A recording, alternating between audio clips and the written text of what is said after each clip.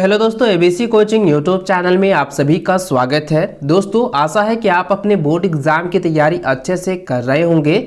आज की इस वीडियो में कक्षा 9वीं के साइंस अर्थात विज्ञान के महत्वपूर्ण ऑब्जेक्टिव प्रश्न बताने वाला हूं, जो कि आपकी बोर्ड परीक्षा के लिए काफी महत्वपूर्ण है। पहले दोस्तों क्वेश्चन की ओर चलते हैं। देखिए, सबसे पहला सवाल आप हमारे स्क्रीन पर देख पा रहे हैं। यहाँ पे लिखा है कि त्वरण का एसआई मात्रक है। तो दोस्तों, आप लोगों को मैंने पहले भी बताया था कि त्वरण का एसआई मात्रक होता है मीटर प्रति सेकंड स्क्वायर, जो कि ऑप्शन नंबर आपका सी में दिया हुआ है। अगला क्वेश्चन है कि वेग में परिवर्तन की दर है। तो दोस्तों, आप लोगों को पता है कि वेग में परिवर्तन की दर को हम लोग त्वरण कहते हैं, जो कि ऑप्शन नंबर सी में दिया हुआ है। अगला क्वेश्चन है कि एक कार 2 आवर में जो है 100 सेंटीमीटर की दूरी तय करती है। यानी दोस्तों, यहाँ पे ये कह रहा है कि एक कार है, ठीक है, एक कार है जो कि 2 घंटे में 100 सेंटीमीटर की दूरी वो तय करती है। तो इसकी औसत चाल क्या होगी? तो दोस्तों, आप लोगों को मैंने फॉर्मूले के अनुसार बताया था। औसत चाल निकालेंगे, इसको हम गुना कर देंगे तो कितना हो जाएगा? 2 गुना 100 तो 200 किलोमीटर प्रति आवर, जो कि ऑप्शन नंबर आपका सी में दिया हुआ है। इसको अच्छे से आप लोग जो है कॉपी में नोट करते जाइए। अगला सवाल देखें, यहाँ पे लिखा है कि 2 केजी द्रव्यमान वाली वस्तु को 5 मीटर प्रति सेकंड स्क्वायर की दर से जो है त्वरित करने में कितना बल की आवश्यकता होगी? इसमें जो है बल की आवश्यकता यहाँ पे कह रहा है। तो दोस्तों, आपको पता होगा कि बल का एसआई मात्रक न्यूटन होता है, जिसको हम एन से सूचित करते हैं। और यहाँ पे न्यूटन में जो है यहाँ पे आंसर आपको बताने हैं। यहाँ पे 4 ऑप्शन दिए गए जो भी न्यूटन में है। तो इसको अगर हम सॉल्व करें तो इसका आंसर ध्यान दीजिएगा कि यहाँ हो जाएगा, इसको और इसको हम मल्टीप्लीकेशन करते हैं तो 10 हो जाता है। तो इसका आंसर क्या हो जाएगा? 10 न्यूटन हो जाएगा। ऑप्शन नंबर बी इसका जो है सही आंसर होगा। अगला सवाल है कि चंद्रमा की सतह पर किसी वस्तु का भार पृथ्वी की सतह पर उसके भार का कितना गुना होता है? तो दोस्तों, इसका आंसर आएगा 1/6 गुना होता है। ठीक है, इसको अच्छे से आप लोग जो है रट लीजिएगा, क्योंकि ये एग्जाम में जो है बार बार क्वेश्चन पूछे जाते हैं। चलिए, अगला सवाल है कि धनुष की तनित डोरी में कौन सी ऊर्जा जो है संचित होती है? तो इसको अच्छे से आप लोग जो है याद रखेंगे, क्योंकि यह जो है काफी बीबीआई है। इसको अच्छे से आप लोग जो को तैयार कर लेनी है। तो देखिए, इसमें जो है इसका आंसर ध्यान दीजिएगा कि धनुष की जो तनित डोरी है ना, वो स्थिर है। तो इसलिए दोस्तों, इसका जो आंसर क्या हो जाएगा? यह जो है स्थितिज ऊर्जा हो जाएगा। ठीक है, ऑप्शन नंबर आपका ए जो है इसका सही आंसर होगा। अगला सवाल की ओर चले तो यहाँ पे देखिए, ध्यान दीजिएगा दोस्तों, यहाँ पे दिया हुआ है कि किसी वस्तु का वेग जो है दुगुना कर दिया जाए तो इसकी गतिज कितनी हो जाएगी? तो दोस्तों, आपको पता है कि यहाँ पे वेग जो है दुगुनी कर दिया गया है। तो इसका जो आंसर क्या हो जाएगी? इसकी गति जो हो जाएगा वो चौगुनी हो जाएगी। ऑप्शन नंबर सी इसका सही आंसर होगा। अगला सवाल है, इनमें से तरंग वेग भी और तरंग दैर्घ्य लैम्डा तथा आवृत्ति एन के बीच सही संबंध कौन है? तो दोस्तों, इसका फॉर्मूला तो आप लोगों को पता ही होगा। इसका फॉर्मूला होता है v बराबर एन लैम्डा, जो कि ऑप्शन नंबर आपका जो है ए में दिया हुआ है। ठीक है, अगला सवाल है कि ऊर्जा का व्यावसायिक मात्रक है। तो ऊर्जा का व्यावसायिक मात्रक क्या होता है? वैट होता है। तो ऑप्शन नंबर आपका जो है डी हो जाएगा सही आंसर, वाट। ठीक है, इसको अच्छे से आप लोग जो है रट लेंगे। अगला सवाल है, सार्वत्रिक गुरुत्वीय स्थिरांक जी का एसआई मात्रक है। तो इसका एसआई मात्रक क्या होता है? एन एम स्क्वायर पर जो है यानी कि केजी स्क्वायर, यानी कि न्यूटन मीटर। ठीक है, याद रखेंगे, न्यूटन मीटर स्क्वायर प्रति केजी स्क्वायर। इसको अच्छे से आप लोग जो है रट लीजिएगा। अगला सवाल की ओर चले तो यहाँ पे लिखा है कि यदि किसी पिंड का विस्थापन 0 है तो बल द्वारा उस पिंड पर किया गया कार्य होगा। तो इसका आंसर हो जाएगा 0 जूल जो है कार्य होगा। ऑप्शन नंबर इसका जो है ए सही आंसर होगा। अगला सवाल है, निम्न में से किसका जड़त्व अधिक है? तो दोस्तों, रेलगाड़ी का जड़त्व जो है सबसे अधिक होगा, क्योंकि साइकिल, कार और बस रेलगाड़ी की अपेक्षा जो है कम भार वाला है और कम लंबाई वाला है। तो दोस्तों, इसका जो जड़त्व होगा ना, तो ये रेलगाड़ी का सबसे अधिक जड़त्व यहाँ पे होगा। अगला सवाल यहाँ पे दिया हुआ है कि द्रव्यमान और वेग के गुणनफल को कहते हैं। तो द्रव्यमान और वेग के गुणनफल को हम लोग क्या कहते हैं? समवेग कहते हैं। ऑप्शन नंबर ए जो है इसका सही आंसर होगा। अगला सवाल दिया है कि ध्वनि तरंगे होती है। तो दोस्तों, मैंने आपको पहले भी बताया था कि ध्वनि तरंगे क्या होती है? अनुप्रस्थ तरंग होती है। तो ऑप्शन नंबर ए जो है इसका सही आंसर होगा। अगला सवाल है कि सामान्य मनुष्य के कानों के लिए सर्वताप्रास क्या है? तो इसका आंसर जाएगा 20 हर्ट्ज से लेकर 20,000 हर्ट्ज तक। ऑप्शन नंबर ए इसका सही आंसर होगा।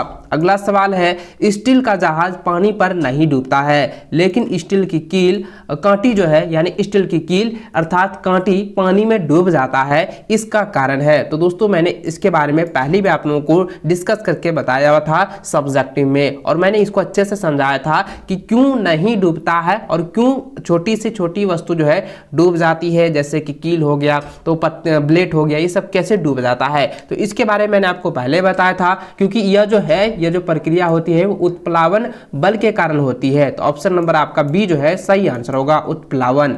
अगला क्वेश्चन देखें, लिखा है कि संवेग परिवर्तन की दर समानुपाती होती है, इसका आंसर जाएगा आरोपित बल के समानुपाती होता है। ऑप्शन नंबर बी इसका सही आंसर होगा। अगला सवाल दिया है कि जड़त्व का एक उदाहरण है, सॉरी जड़त्व नहीं है, तत्व का एक उदाहरण है, यहाँ ध्यान दीजिएगा। ऑप्शन यहाँ पे क्वेश्चन जो है काफी इंपॉर्टेंट है, इसको अच्छे से याद रखेंगे। तत्व का एक उदाहरण होता है, तत्व का उदाहरण होता है ऑक्सीजन। ऑप्शन नंबर डी इसका सही आंसर होगा। अगला सवाल है कि 1 मोल बराबर होता है, तो 1 मोल बराबर होता है 6.022 गुना 10⁻23 कण। ऑप्शन नंबर ए जो है इसका सही आंसर होगा। अगला सवाल की ओर चले तो यहाँ पे देखिए 20वां नंबर क्वेश्चन ये ऐसा पूछा गया है, ये काफी रिपीटेड क्वेश्चन है, इसको अच्छे से आप लोग रट लीजिएगा। यहाँ पे क्वेश्चन दिया गया है कि ऑक्सीजन का सही इलेक्ट्रॉनिक विन्यास निम्न में से कौन है। तो दोस्तों इसका आंसर जाएगा यहाँ पे ऑप्शन नंबर सी हो जाएगा 2, 8, 6। ठीक है, ये हो जाएगा ऑक्सीजन का इलेक्ट्रॉनिक विन्यास, इसको अच्छे से रट लीजिएगा। अगला सवाल है कि प्रतीक C12 और 6 से कार्बन का द्रव्यमान संख्या है। तो दोस्तों इसकी द्रव्यमान संख्या अगर निकालें तो दोस्तों आप ध्यान दीजिएगा, इसमें हम क्या करेंगे, ऊपर वाला जो है क्या है, ये द्रव्यमान है, नीचे क्या है आपको मैंने पहले बताया था ऊपर और नीचे के प्रतीक को। ठीक है, तो यहाँ पे द्रव्यमान की संख्या पूछी जा रही है, द्रव्यमान संख्या क्या हो जाएगी, 12 हो जाएगी। तो ऑप्शन नंबर आपका जो है 20 का सही आंसर होगा। अगला सवाल है कि यदि किसी तत्व का परमाणु क्रमांक A तथा परमाणु द्रव्यमान Z है तो उसके परमाणु में उपस्थित न्यूट्रॉनों की संख्या होती है। तो दोस्तों जब न्यूट्रॉन ज्ञात किया जाता है तो क्या होता है, वो माइनस में होता है, तो यानी कि A - Z हो जाएगा, जो कि ऑप्शन नंबर आपका सी में दिया हुआ है। इसको अच्छे से लिख लीजिए, कॉपी में नोट कर लीजिए।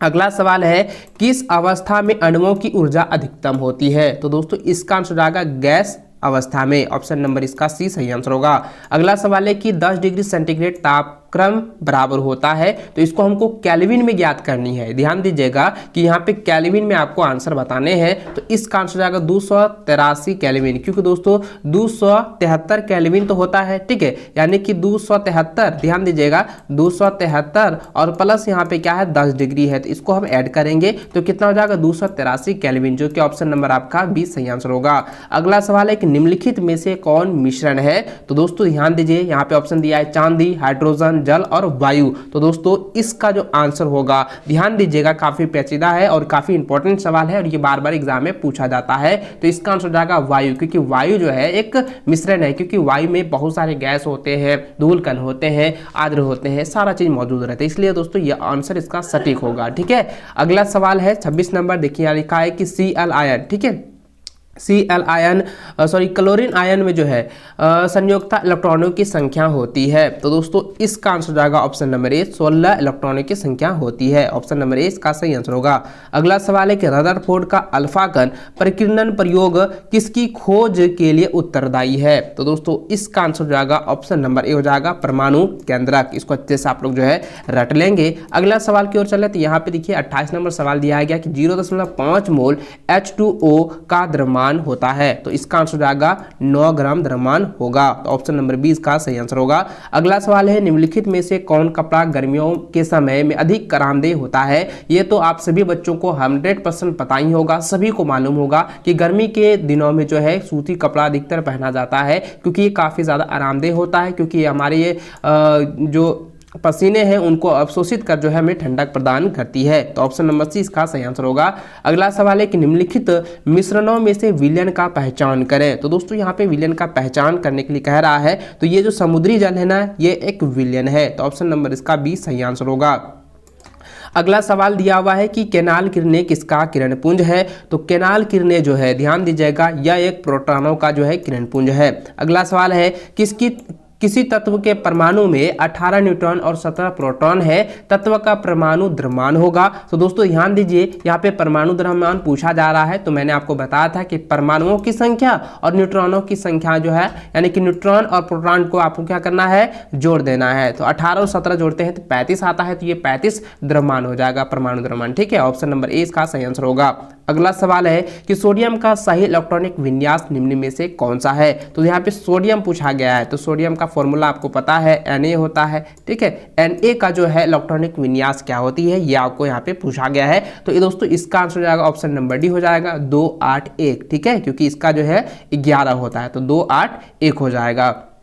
अगला सवाल है, लिखा है कि 1.8 ग्राम H2O के अणुओं की संख्या होगी। तो दोस्तों ये बार बार जो है रिपीटेड क्वेश्चन है और ये बार बार बोर्ड की परीक्षा में 100% पूछता है, तो इसको अच्छे से आप लोग याद रखेंगे। इसका आंसर हो जाएगा 6.022 गुना 10 पर पावर 22। ठीक है, इसको अच्छे से आप लोग जो है रट लेंगे। अगला सवाल देखें, यहाँ पे 35 नंबर दिया है कि आत्महत्या का थैला कहा जाता है। तो आत्महत्या का थैला जो है लाइसोसोम को कहा जाता है, जो कि ऑप्शन नंबर बी में हुआ है। अगला सवाल है कि कोशिका का पावर हाउस है। तो कोशिका का पावर हाउस को हम लोग क्या कहते हैं, माइटोकॉन्ड्रिया के नाम से जानते हैं। तो ऑप्शन नंबर ए इसका सही आंसर होगा। अगला सवाल लिखा है कि ट्रैकिडस पाए जाते हैं। तो ट्रैकिडस पाए जाते हैं, काफी बीबीआई है और रिपीटेड क्वेश्चन है। इसका आंसर हो जाएगा जाइलम। ठीक है, इसको अच्छे से याद रखेंगे, ट्रैकिडस जो है वो जाइलम में ही पाए जाते हैं। अगला सवाल 38 नंबर पूछा गया है कि मलेरिया का रोगवाहक है। ये तो आप सभी को मालूम है कि मलेरिया का रोगवाहक जो होता है वो मच्छर होता है, जो कि ऑप्शन नंबर बी में दिया हुआ है। अगला सवाल है कि ओजोन गैस पाई जाती है। तो ओजोन गैस जो है वो समताप मंडल में पाई जाती है, जो कि ऑप्शन नंबर सी में दिया हुआ है। ठीक है, अगला सवाल है कि पौधों द्वारा संश्लेषित पदार्थ कहलाते हैं। 40वां नंबर क्वेश्चन जो है काफी रिपीटेड है और इसको अच्छे से आप लोग जो है याद रखेंगे। क्वेश्चन एक बार फिर से पढ़ देता हूं कि पौधों द्वारा संश्लेषित पदार्थ कहलाते हैं। तो पौधों द्वारा संश्लेषित पदार्थ को हम लोग कहते हैं जैव रसायन। ऑप्शन नंबर ए का सही आंसर होगा। अगला सवाल है कि एक सूक्ष्म पोषक तत्व है, तो उसको हम लोग कहते हैं जस्ता। ऑप्शन नंबर ए इसका सही आंसर होगा। इसको अच्छे से आप लोग जो है कॉपी में नोट करते जाए। और दोस्तों इसका पीडीएफ जो है मैं टेलीग्राम और व्हाट्सएप ग्रुप पर दे दूंगा, तो आप अभी तक ज्वाइन नहीं किए हैं तो नीचे डिस्क्रिप्शन में लिंक दिया हुआ है, वहां से आप लोग जो है इसका पीडीएफ भी प्राप्त कर सकते हैं। आगे देखिए क्वेश्चन यहाँ पे लिखा है कि पादप और जंतु कोशिका में प्रमुख अंतर है। तो दोस्तों इसका आंसर हो जाएगा गति संबंधी जो है इसका अंतर है। ठीक है, ऑप्शन नंबर 20 का सही आंसर होगा। अगला क्वेश्चन है कि मेढक है। तो दोस्तों मेढक क्या है, मेढक एक उभयचर है। ठीक है, क्योंकि यह जो है पानी और स्थल दोनों में निवास कर सकता है। अगला सवाल है कि एक विश्वव्यापी बीमारी है। तो विश्वव्यापी बीमारी में आपको यहाँ पे आंसर क्वेश्चन पूछा गया है, तो इसका आंसर हो जाएगा एड्स। एड्स जो है क्या है, एक विश्वव्यापी बीमारी है। ऑप्शन नंबर डी इसका सही आंसर होगा। अगला सवाल है कि एक संक्रामक रोग है। 45 नंबर क्वेश्चन काफी इंपॉर्टेंट है, बीबीआई, इसको अच्छे से रट लेंगे। यहाँ पे इसका आंसर हो जाएगा दोस्तों हैजा। हैजा क्या है, एक संक्रामक बीमारी है, यानी कि रोग है। अगला सवाल है कि ओजोन है। तो ओजोन क्या है आपको पता होगा। ओजोन जो है वह एक गैस है, जो कि ऑप्शन नंबर सी में दिया हुआ है। ऑप्शन नंबर सी हो जाएगा, सॉरी ऑप्शन नंबर डी हो जाएगा गैस। ठीक है, इसको अच्छे से याद कर लेंगे। अगला क्वेश्चन आपका 47 नंबर है कि ईडीबी क्या है। तो देखिए दोस्तों ईडीबी क्या है, ये तो बार बार एग्जाम में पूछा जाता है कि ईडीबी क्या है, एक धूमक है। ये तो आप लोगों को मैंने पहले ही बताया था कि फुमिगेंट होता है। तो ऑप्शन नंबर यहाँ पे क्या हो जाएगा, ए जो है इसका सही आंसर हो जाएगा। ईडीबी जो है एक धूमक है। अगला सवाल है कि किस प्रकार के उत्तकों की क्रियाशीलता के कारण जो है पौधों में वार्षिक वलय बनते हैं। तो दोस्तों इसका आंसर हो जाएगा दृढ़ उत्तक। ऑप्शन नंबर आपका डी सही आंसर होगा।